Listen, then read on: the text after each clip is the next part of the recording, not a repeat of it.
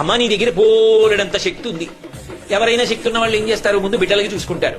పెద్ద కొడుకు విఘ్నేశ్వరుడికి ఏమైనా చేద్దామంటే ఏం చెయ్యాలి, ఆయనే పరమశక్తివంతుడు, ఇంకా నువ్వు ఆయనకేం చెయ్యక్కర్లా.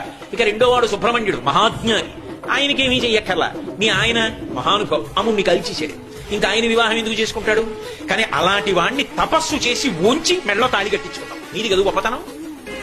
కాబట్టి నువ్వు శంకరుడికి ఏం చేస్తావు నీ శక్తితో, ఏమీ చెయ్యక్కర్లా, ఆయన మహానుభావుడు.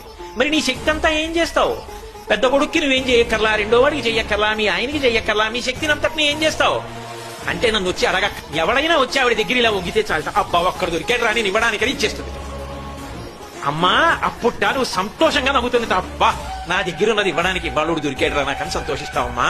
కావలసిందల్లా నీ దగ్గరికి వచ్చి నిటారుగా వెదురు బద్దలా నిలబడ్డం కాదు, ఇలా ఒక సిద్ధు మహానుభావుడు పరమశివుని యొక్క ఇల్లాలివి. అమ్మా లోకములను కన్న తల్లివి, అపారముగా అనుగ్రహించగలిగినటువంటి జగన్మాత.